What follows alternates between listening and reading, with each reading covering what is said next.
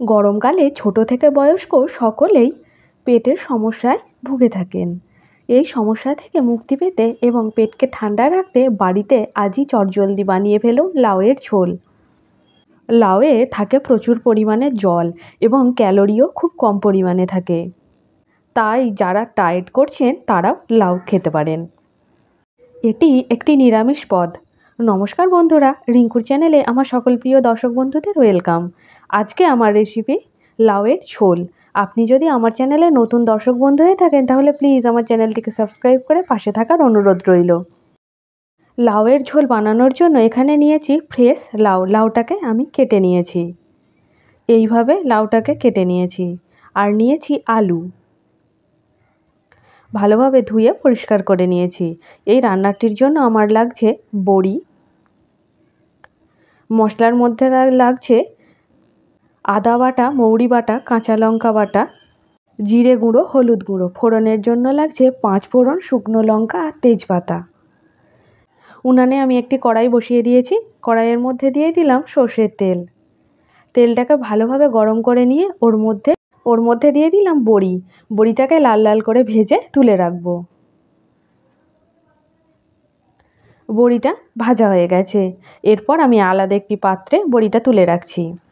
ওই তেলের সাথে আরও খানিকটা তেল অ্যাড করে আমি ওর মধ্যে আলুটা দিয়ে দিলাম। লবণ এবং হলুদ দিয়ে আলুটা লাল লাল করে ভেজে নেব। এখন দিয়ে দিলাম স্বাদ মতো লবণ, ভালোভাবে নাড়াচাড়া করে নিচ্ছি। এইবারে দিয়ে দিচ্ছি হলুদ গুঁড়ো। এবার লাল লাল করে ভাজা আমার প্রায় হয়ে গেছে।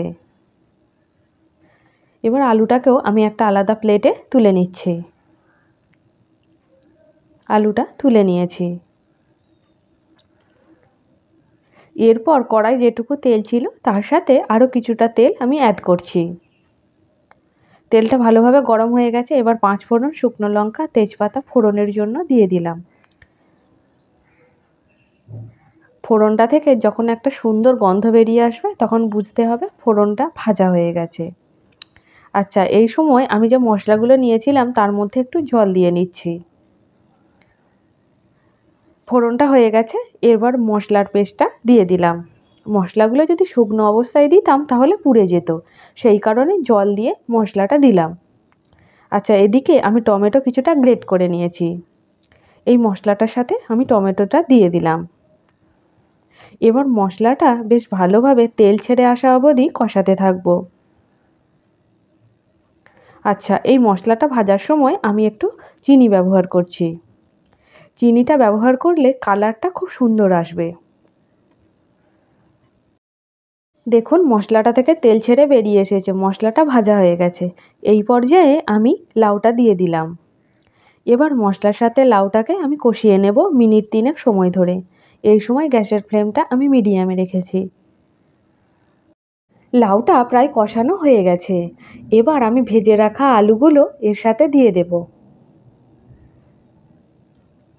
ভেজে রাখা আলুটা দিয়ে দিলাম। আবারও এই সব কিছুকে ভালোভাবে একটু কষিয়ে নেব। 1 মিনিট মতো কষিয়ে নেবার পর আমি এর মধ্যে দিয়ে দিচ্ছি পরিমাণ মতো লবণ। আবারও 1 মিনিট মতো আমি এই সব কিছুকে কষাতে থাকবো। সব কিছু কষানো হয়ে গেছে। এবার আমি ঝোলের পরিমাণ অনুযায়ী জল দিয়ে দিলাম। এই রান্নাটা খুবই সহজেই চটজলদি বানিয়ে নেওয়া যায়। আর শরীরকে ভালো রাখতে গেলে আপনারাও এই রেসিপিটা বাড়িতে বানিয়ে ফেলুন। ঝোলটা ফুটে উঠেছে। এইবার আমি ঢাকা দিয়ে দিলাম। সব কিছুকে সেদ্ধ করে নেব। 15 মিনিট পর ফিরে এসেছি। 15 মিনিট পর দেখে নিচ্ছি লাউ এবং আলু সুন্দরভাবে সেদ্ধ হয়ে গেছে।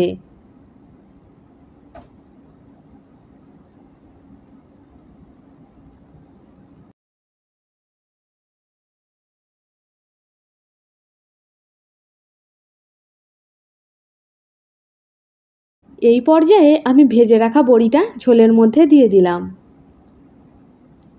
এইবার ভালোভাবে মিশিয়ে নিলাম।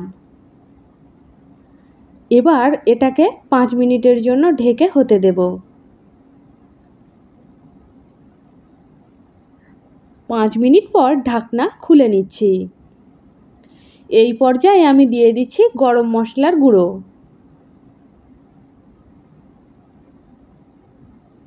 এইবার ভালোভাবে মিশিয়ে নিলাম। তৈরি হয়ে গেছে লাউয়ের ঝোল। বন্ধুরা, আমার আজকের এই রেসিপিটা আপনাদের কেমন লাগলো অবশ্যই কমেন্টের মাধ্যমে জানাবেন। ভালো লাগলে ভিডিওটিতে একটা লাইক দেবেন আর ভিডিওটিকে প্রচুর প্রচুর শেয়ার করবেন। আজকে এ পর্যন্তই। আবার আপনাদের সাথে দেখা হবে অন্য একটি পর্বে, অন্য একটি নতুন ভিডিওর সাথে। ততক্ষণ আপনারা সবাই ভালো থাকবেন, সুস্থ থাকবেন। দেখা হচ্ছে আগামী পর্বে। ধন্যবাদ।